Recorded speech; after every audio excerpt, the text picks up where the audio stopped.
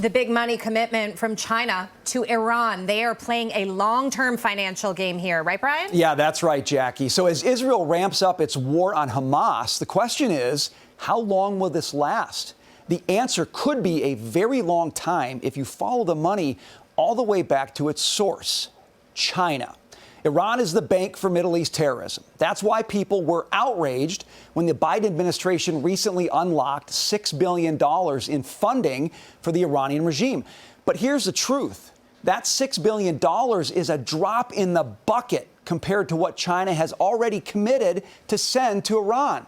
Now, you may have missed this or never heard it, but back in March of 2021, China and Iran entered a huge economic partnership. Here's how it works. Iran sends oil to China at a deeply discounted price. Now, that's already happening at full speed because Biden backed off of sanctions. China, meanwhile, is sending Iran $400 billion in investments over the next 25 years, including joint military training, weapons development, and intelligence sharing. Now, you heard that right. Over the next 2.5 decades, China will send Iran nearly $500 billion and become their biggest military ally. Now, with that kind of money and with the kind of appeasement we've seen in D.C. over the past 2.5 years, Iran will be in a position to wreak havoc in the Middle East for a very, very long time. And China will be right there to pay for it. So what can be done? Well, here with us now, Florida Congressman Carlos Gimenez, a member of the House Select Committee on China. Congressman, thank you for being here. I laid out the case why the money runs a lot deeper than $6 billion because the link goes to China. I know you're on the China question, sir. What are we doing about this? Well, the Biden administration is doing absolutely nothing. As a matter of fact, the Biden administration is actually helping them out by basically ignoring the sanctions that we have imposed. Look, Iran has been able to sell 500% more of its oil during the Biden administration than it was during the Trump administration.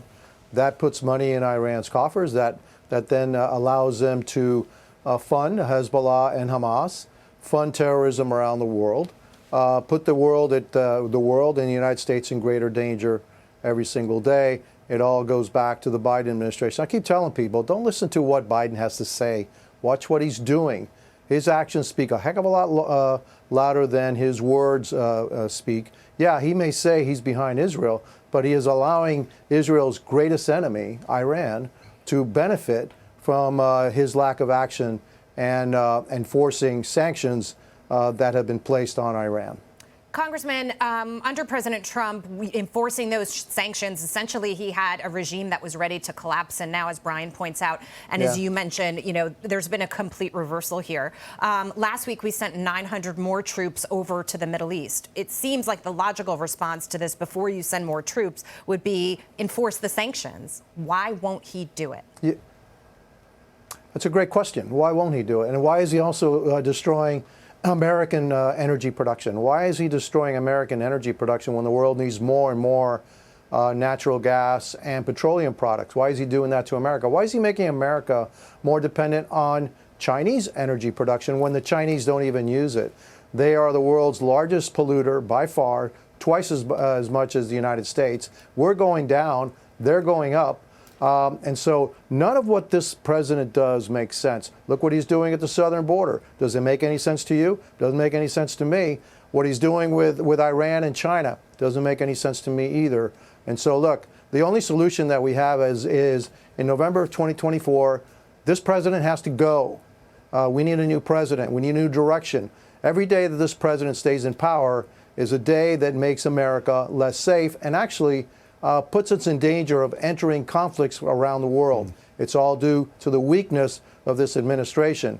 And dare I say, the purposeful weakness of this administration, because nobody can be that dumb to do the things that this president and this administration are doing to the prestige of the United States and to our military power, everything. This president is a complete, utter disaster.